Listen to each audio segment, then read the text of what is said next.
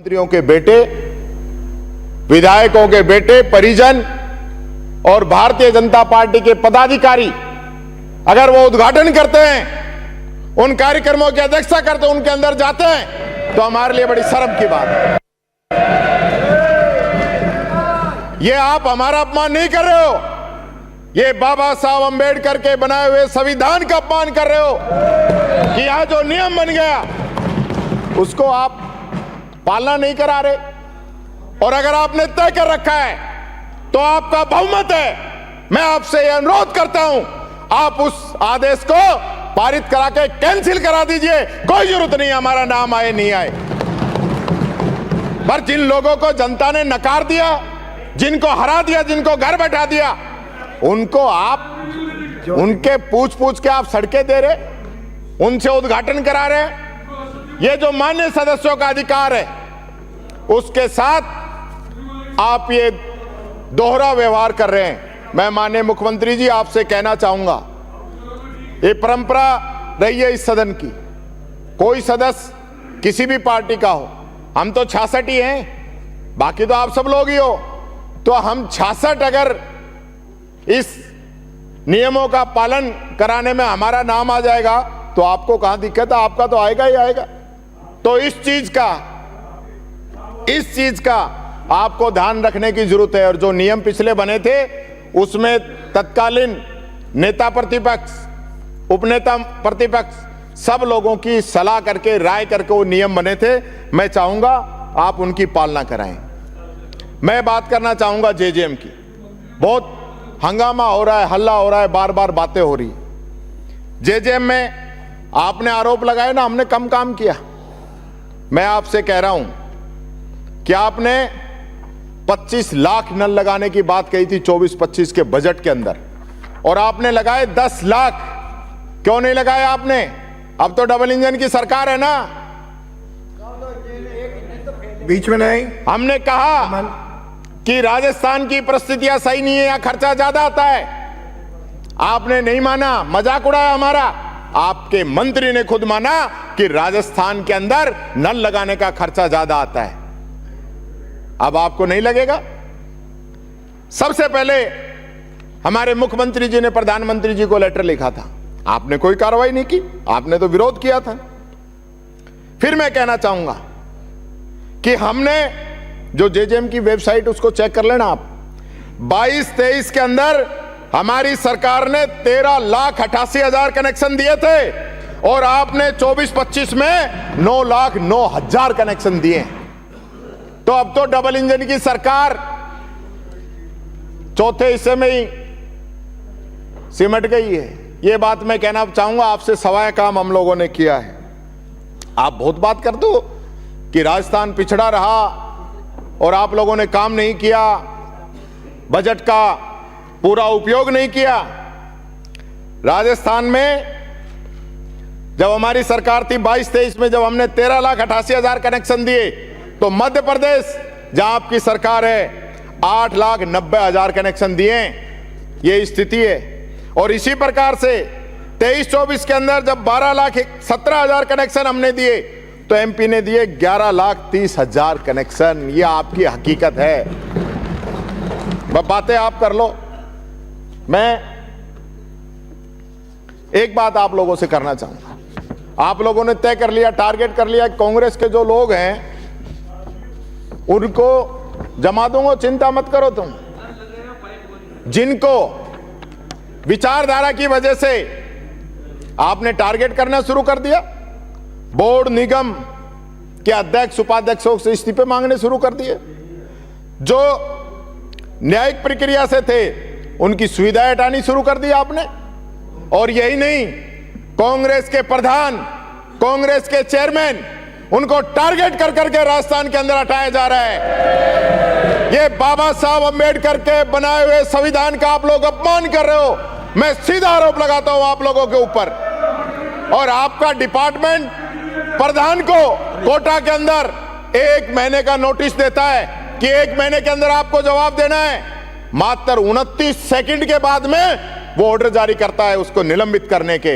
यह आपके शासन का तरीका है? नजरिया है, इस प्रकार से काम करते हो आप लोग। ये बात मैं आप लोगों से कहना चाहूंगा। यहां तक कि अगर कोई कोर्ट का आदेश लेके भी वापस आ जाए, कोर्ट के आदेश भी लेके आ जाए, तो उसको भी आप। मेरा आग्रह है कि आज वित्त विधेयक और विनियोग विधेयक पे बहस है, उस विषय पर कोई विषय साहब बोलेंगे तो कोई विषय, मैं विषय से बाहर नहीं हूं, मैं विषय से बाहर नहीं हूं, मैं विषय से बाहर नहीं हूं। ये बात मैं कहना चाहूंगा। आपने यानी कोर्ट के आदेश के बावजूद भी उनके निलंबन आप रद्द नहीं कर रहे हो, ये काम रह गया आपका। और यही नहीं, विश्वविद्यालयों में, कॉलेजों में जो प्रिंसिपल लगे हुए हैं, एचओडी लगे हुए हैं, उनको डायरेक्टरों में आप लोग बदल रहे हो। जयपुर की यूनिवर्सिटी के अंदर क्या हो रहा है, प्रोफेसर निमाली सिंह के साथ क्या हो रहा है, सिर्फ उसने राहुल गांधी की मीटिंग करा दी स्कूटी की, तो आपने उसके लिए कोर्ट के आदेश नहीं मान रहे हो। ये हालत है आपकी। ये बात मैं आपको कहना चाहूंगा। ये एक बात और कहना चाहूंगा, आरएसएस एक सेकंड सोवा अपना एक सेकंड व्यवस्था का मेरा व्यवस्था का प्रश्न है माननीय अध्यक्ष महोदय। एप्रोप्रिएशन भी ये महामहिम के अभिभाषण पर था। मेरी आप बैठिए बीच में नहीं, बैठ जाओगे तुम बीच में नहीं, मैं परमिशन से बोल रहा हूँ, आपके कहने से नहीं रुकूंगा, नहीं रुकूंगा आपके कहने से। मैं परमिशन लेकर बोल रहा हूँ, तुम्हारा हाथ में नहीं है, बैठ जाइए। मैंने दी अनुमति आपका। एक सेकंड इनको कह करके अनुमति ले कह रही है, बाकी सब बैठो, बाकी सब बैठो, बाकी बैठो, बाकी सब लोग बैठो। अरे आपके मंत्री बोले दो, ये बहस का मुद्दा नहीं है। बैठिए माननीय मंत्री जी, बैठिए, बैठिए, सब बैठिए, बैठिए, सिंचन जी बैठिए, बैठिए। सदन चलाने का जिम्मेदारी है। जब मैंने इधर बैठा रहा हूँ, आप क्यों खड़े हो रहे हैं? आपका अनुमति दे दी मैंने 1 मिनट बोलने के लिए। मेरा निवेदन ये था, इनको अनुमति दी है, शांत रहो। 1 मिनट अपनी बात रखो। मेरा निवेदन ये माननीय अध्यक्ष महोदय, हम एप्रोप्रिएशन बिल पर बहस में डिबेट में भाग ले रहे हैं। एप्रोप्रिएशन बिल की बात नहीं कर रहे हैं, इधर उधर की बात कर रहे हैं, और जो इससे विषय नहीं है, जो इस सदन का सदस्य नहीं है, जिस सदन से लेना देना नहीं है, चाहे वाइस चांसलर है, चाहे यूनिवर्सिटी है या कोई और है, उसका नाम ले रहे, उनको डिलीट फरमाया जावे, इनको अधिकार नहीं है। और कांग्रेस ने क्या कारनामे किए थे, रात को 12 बजे ऑर्डर करते थे और आज भाषण दे रहे हो। याद करो अपने आप को। अरे आप तो, मैंने आज दिन में मीडिया में कहा था कि कुछ लोग नहीं चाहते कि मुख्यमंत्री जी का भाषण जो है अच्छे से हो। मैंने आज मीडिया में कहा है, इस बात को मैंने पहले ही कहा है। और ये जो आप व्यवस्था का प्रश्न है और ये जो मोटी मोटी किताब पढ़ रहे हो ना, मेरे भाषण खत्म होने के बाद में एक अक्षर दिखा देना कि मैं इस पे नहीं बोल सकता, तो अगली बार नहीं बोलूंगा। अरे बस अरे माननीय मंत्री जी आपस में बहस थोड़ी करवानी। आप में हो सकता है मुख्यमंत्री जी उत्तर दे देंगे। आप मेरे से उम्र में ज्यादा हो सकते हैं, अनुभवी हो सकते हैं, लेकिन मैं नहीं कह रहा, वो जनता कह रही है। माननीय अध्यक्ष महोदय, आरएसएस के इशारे पे कई नियम बदले गए। मैं अपील करता हूं, आज इस मंच के माध्यम से करता हूं, अगर आरएसएस के अंदर हिम्मत है तो राजस्थान के अंदर अभियान चलाए कि वो छुआछूत को खत्म करेंगे और दलितों को आगे लेके आने का काम करेंगे। इस पक्ष में एक नहीं है, आप कहिए।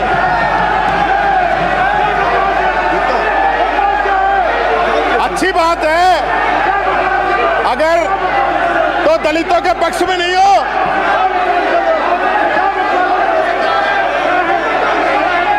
तो दलितों के पक्ष में नहीं हो क्या आप लोग?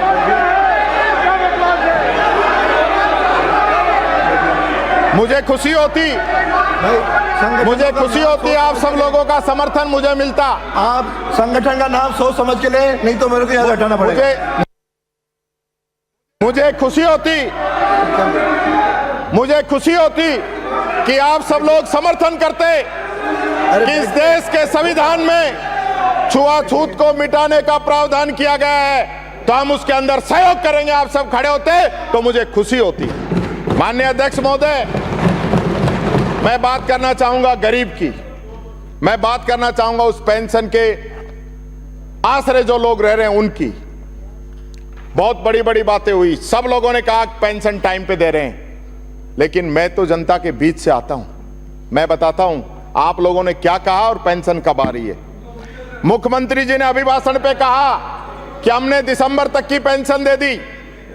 वित्त मंत्री जी ने 27 फरवरी को कहा कि हमने जनवरी 25 तक की पेंशन दे दी, और 24 फरवरी को रीटा चौधरी जी के क्वेश्चन के जवाब के अंदर माननीय मंत्री जी ने कहा कि हमने नवंबर तक की पेंशन दे दी, और एसजेआईडी की डिमांड पर बोलते हुए मंत्री जी ने कहा कि हमने दिसंबर 2024 तक की पेंशन दे दी।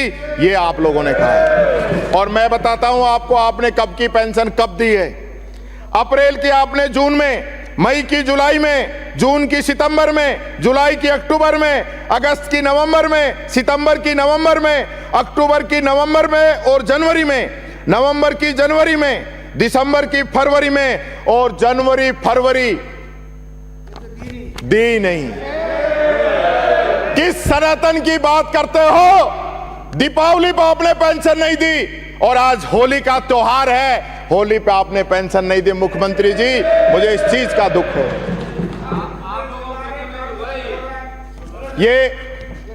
ये हकीकत है। मैंने आपके विभाग से ही भी ये आंकड़े लिए।